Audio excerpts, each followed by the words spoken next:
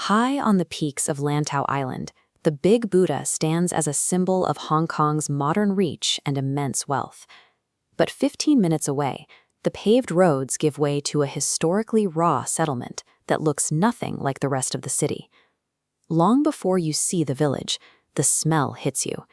It is a thick, pungent mix of drying fish and fermented salt, a sensory reminder of a trade that has operated here since the Song dynasty. This water was once the primary domain of the Tanka people.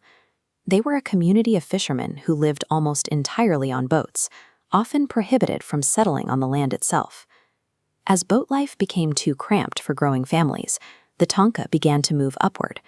They built pungent, stilt houses on the tidal flats, using fan palm leaves and wooden blocks to create a permanent foothold while staying on the water. The result is a precarious, functional village where the architecture, the local industry, and the wildlife remain locked in a daily fight to survive. Modern panguk are often makeshift. They are built from whatever materials the sea gods or the scrap heap provides. Planks and plywood, rusted tin sheets, perched on irregular concrete pillars. These structures face constant physical threats from typhoons and fires, yet legacy squatter laws still prohibit residents from officially rebuilding or improving their homes. To preserve this heritage, researchers use handheld LiDAR scanners to generate a 3D point cloud capturing every structural detail. This data drafts architectural floor plans and volumetric models, creating a permanent digital record of Tanka architecture, preserved even if physical structures are lost. Only about 300 of these stilt houses remain, and the current population of roughly 2,000 residents is aging rapidly.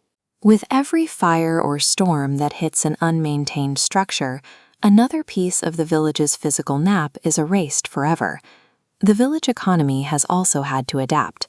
While Tai O was once an imperial center for salt production, that industry collapsed decades ago, leaving shrimp paste as the town's primary lifeblood.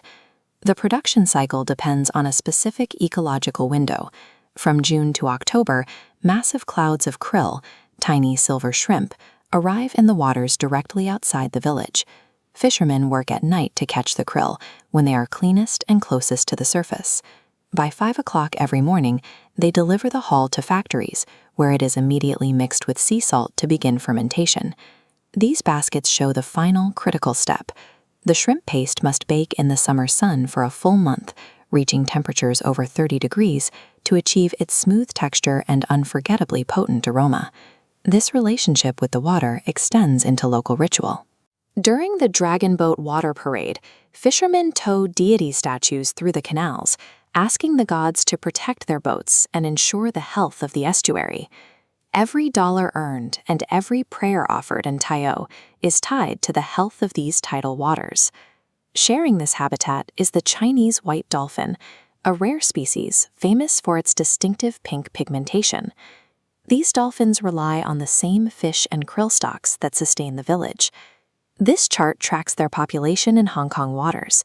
The numbers show a collapse from 158 individuals in 2003 to just about 40 today.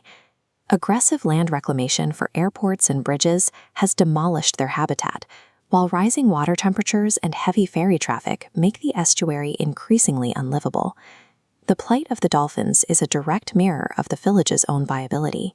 If the water becomes too noisy or polluted for the dolphins to survive, it becomes untenable for the krill and fish, and eventually for the Tanka culture that depends on them. Today, Tai O is transitioning again. As commercial fishing licenses are revoked to protect the sea, many traditional shrimp factories are being replaced by tourist cafes and souvenir shops. It creates a tension. The tourism that provides the money to save the village economically often threatens to replace the authentic fishing culture visitors come to experience. However, the history of the Tanka is defined by their ability to adapt to changing tides.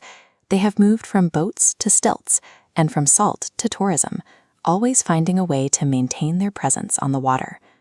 Appreciating Tai O requires looking past the souvenir stalls to see a fragile, interconnected system of architecture, economic, and ecology, a living heritage that is still fighting to stay afloat.